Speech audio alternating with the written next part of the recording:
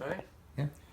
Good morning, Yechiel Gordon's family. I'm a Yechiel too, except I'm known as Yechiel Simon. Before I begin telling you about myself or about what I remember, I'd like to apologize for not being able to be with you this morning. As being I believe, the only third generation survivor who's functioning, I felt like I should be there. But unfortunately, this 90-year-old body was not able to take the trip. So my apologies for not joining you as I would like to be. I am the son of Esther Simon, who is the youngest child of Yechiel and Henarasha Gordon. I and my older sister, who is surviving, Sonia, is still living, thank God, but unfortunately her mind is not with her. She is 4 years my senior. I was born on first day of Sukkot, and as a result my bris was on Shmini Atzeres, and I tell you this because a very interesting thing happened that they told me about. I don't remember it happening. It seems many members of the family were invited to my bris on Shmini Atzeret, and since they were not able to ride, they were walking from all parts of the Bronx in order to be at this bris. It seems that on the way, a couple of the men felt a natural urge, and they had to find a place in which to take care of their needs. They stepped in what was then known as either a speakeasy or bar. Remember, it was during Prohibition. And they went in. Now, what they were serving, I don't know, because they had no interest in what was serving. They had one reason for going in there. Probably didn't even have any money if they wanted to buy something. But anyhow, while they were in the men's room, the police raided, as was general practice at that time, to make sure that they kept within the limits of the Prohibition. And as they came out and were led to the police truck, they kept saying, "We were only here to go to the bathroom." And the policeman responded, "That's what everybody says." And so they were locked up and did not attend the bris. I want to tell you about my family. I am, as I mentioned, the youngest of Esther and Isidore Simon's family, Esther being the youngest of the Gordon family. We, thank God, have 21 grandchildren and 39 great-grandchildren, and we're grateful to the Ribbono Shel Olam for having blessed us with all that happiness and joy. Now to talk to you about our family at large. I did know, and I do remember very clearly, my grandmother, Hanarasha. She lived, in the first time that I recall, she lived at 1520 Brook Avenue in the Bronx, which was actually 2 or 2.5 blocks from where I lived. I lived on Fulton Avenue, and Brook Avenue was about 2 or 3 blocks away. She lived in an apartment house, about a 4 or 5 story building, which I believe was owned by one of my uncles. I believe so. She lived on the 2nd floor in this apartment. She lived there for a period of time, and I share with you another incident. There was a gathering of the family, which I remember. I was, of course, about 3 or 4 years old at that time. I barely remember the occasion, nor do I remember what the occasion was. But one of my cousins, who were then young men of 17, 18, 19, 20 years old, decided that he was a little kid. Why not pick him up and show him to everybody? And in picking me up, he pushed me through the chandelier that was hanging above my head and shattered everything. That's perhaps what has happened to my head. I still have fond memories of that, and I'm amazed that I can remember that time. We lived in the Bronx. Oh, coming back to Bubby. Bubby spoke Yiddish. She was a very friendly woman, very warm, very considerate. After a while, she was moved out of 1520 Brook Avenue because I imagine her children realized that she was no longer able to care for herself at that point. And so she was moved into Aunt Rosie's apartment on Fulton Avenue. There was an extra bedroom there, and for the remainder of her life, she lived with Rosie in the room and shared the apartment with Rosie and her husband Nathan.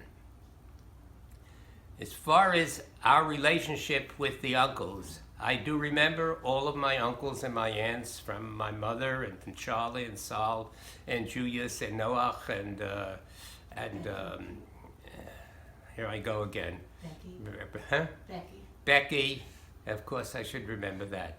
We visited them very often, particularly into Westerly, into Norwich, into Westerly, and we went to Norwich because the cousins lived in Norwich. We visited Saul and his family in Putnam, and Charlie and his family in Worcester. We liked to go to Uncle Saul for Sukkos because he had a very novel experience that we had for Sukkos particularly, because they lived, a house lived, I don't remember what the name of the street was on a hill. It was a two-family house, which I believed Uncle Saul owned, and the lower floor was rented out to other people whom I never knew. They lived on the second floor, and the advantage of living on the second floor was right before the roof. And so the dining room table had above it a skylight, which opened and was used as part of the sukkah, or as the sukkah, as there was schach. When the skylight was lifted up, there was schach there. And so when you sat at the dining room table, you were observing the halachos of sukkos, of eating your meals in the sukkah. The place we visited most was Westerly with Tante Becky. I do not remember her husband.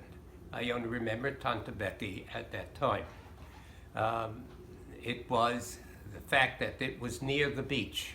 And the Deutsches, Tante Becky and her family, owned a piece of property at the beach. That piece of property ran from the main street that went right to the center of the beach, which was called Mesquamuk at that time. And the strip of land ran from the road all the way to the ocean. About halfway there was a rise, and that was, so to speak, like the boardwalk. And on the beach side of the boardwalk, they had a little bit of a store, which they sold ice cream and candy and cigarettes to the people in the beach. But more important than that was on the other side of this mound, to the road, was where cars parked. And I remember coming very often, or I did on a regular basis whenever we were there. I would go with Tim, who was generally there, Tim, all of them were working at, generally go to the beach. And I would stand outside and wave my hand, inviting cars to come and park, and they paid for the right to park at the beach. They had 2 rows of cars, probably, if I never bothered counting them, probably 20, 25 cars on the right side, about 25 cars on the left side. As long as there was space, I would wave them in. If I didn't do it, somebody else would be doing it. But that was one of the pleasures that I had with going to Resti. Because we went to Westerly very often. I remember getting on. My parents at this time were living up at Yeshiva University. They were the dormitory supervisors. When I was 3rd grade in elementary school, I believe it was, we moved from the Bronx to Washington Heights, and my parents were, for the next 4 or 5 years, dormitory supervisors at Yeshiva University. At that time, there was only one building, the building that was between 186th Street and 187th, facing Amsterdam Avenue. We entered the house, and our address was 526 West 187th Street, which was the entrance to the dormitory building on 187th Street. We had an apartment on the 4th floor, which was originally set up as a hospital-type building for nurses and for doctors. There was all appearing medical equipment there, which myself and my sister, and my mother and father, and my paternal grandfather lived there for 4 or 5 years. My grandfather loved it because 5 o'clock in the morning he walked down the stairs to daven in the shul that was into the base medrash that is down in at the front of the building, and he would daven the minyan and sit and learn afterwards, and then walk back upstairs for whatever else he did. We were there for 4 to 5 years. We then moved out from that, moved back into the Bronx to Kingsbridge Road. More important than us is the people that you like to know about And so we spent much time in Westerly. I would get up, at that time when we were living at the yeshiva, we would take the trolley car in Amsterdam, and my father and mother and I. Sometimes my sister would sometimes stay there for weeks at a time. We would take the trolley car on Amsterdam Avenue to 125th Street, and there at 125th Street, we would get the train that would take us to Westerly. We'd get off in Westerly and walk 2 or 3 blocks down Canal Street to Tante Becky's house, a store in the front and apartment in the back. I remember it quite well. The chicken coop in the back of in the backyard, so to speak. And I also vaguely remember a couple of cows that they had for a very short period of time in my memory, probably many, many years before that. But the chicken coop was there throughout the entire years that we visited in Westerly. So we were in Westerly, and we were in Putnam with the house on the hill with the sukkah, and we also visited in Worcester, Uncle Charlie on Lenox 37, South Lenox Avenue, I believe, was his address. I remember once being in, I believe it was New Haven, where Noach lived. But Noach, for some reason, did not travel as much as Uncle Saul and Uncle Charlie, because they were, I don't know, they very often visited with us. They came in perhaps for business and took him to New York. I don't really know what their purpose was, but they visited us often, and we visited them. We did not go to New Haven. However, I do remember Harvey, who was Noach's son. He lived in the Bronx and was married to a woman by the name of Jean, a nice family, and they had a couple of children. We were friendly with them throughout all the years. Also important to mention is that we did have a relationship with the daughter of my grandfather Yechiel's first wife, and that was Chani Fellerman. And Chani Fellerman and her 2 daughters and a son, Sarah and Hilda and Mac. These are 3 that I remember. We were very close to them, particularly because of the fact that I believe that they lived originally, I believe, in Westerly. But when I remember the days of visiting them, they lived in Washington Heights. And that's why we developed a relationship, because we were living in Washington Heights at YU at that time, and they were nearby. She was the one with the horn? All right. I've been asked to tell you about the woman with the horn. The woman with the horn was an aunt of mine, but interestingly enough, she was not from Hennerasha. She was a daughter-in-law, I believe a daughter-in-law of the children of the first wife. And she married, I think she was married to the oldest son. Don't quote me on this, because I believe she was married. I have to check it in the book though, as to whether I'm right. She had a horn that she put into her ear in order to be able to hear people talking more clearly. Was that Uncle Julius? Huh? Uncle Julius. Uncle Julius, the question was asked of me of Uncle Julius, who lived at 9 Washington Avenue, or Washington Street in Westerly, with his wife, Molly. Molly, right, yeah. With his wife, Molly, my Aunt Molly, and the children that period of time. Sydney already was out, and even Joe, I believe, was out by that point. Yale was still there, and Sylvia was still there. I remember they were older, much older, and they were out at school and going to command. He said yes. He said yeah. And Yale. He said yeah. He said yeah. Their home, as far as I remember visiting a grocery store in the heart of Westerly, what appeared to be the center, near the center of town, and it was his store. I was there. I could remember only one occasion of being. That's all I remember of what he did. Saul and Charlie were in the grain business. I was never, interestingly enough, I never visited Dayville Grain and Feed. That's such a important historical event in the life of the Yechiel Gordon family, but I knew about it, but I never had the occasion to visit their store. I believe that's... That covers it. Okay. And again, My apologies for not being able to be there. The only other surviving third generation that I know of, I may be mistaken, but my memory certainly, that only my older sister, who was 4 years my senior, as I mentioned, she is surviving, living in Yerushalayim, but unfortunately her mind has not survived. And Tippi, who also is a survivor, but her mind, I'm told, is not functioning completely. All of our other cousins that I know of are in the Olam HaEmes, so that I, therefore, am the only surviving, functioning survivor of the third generation. And so enjoy yourselves. If you have any questions, I'm free to answer them, and have a good Shabbos together. Bye. Earlier, I spoke to you about the Misquamicut Beach in Westerly, and about the fact that I kept waving cars in. You realize, of course, that there was a road that ran parallel to the ocean. And on Sunday, and perhaps during other days of the week, but Sunday particularly, people came and wanted to spend a day at the beach, and the only way they can do so would be to park their cars.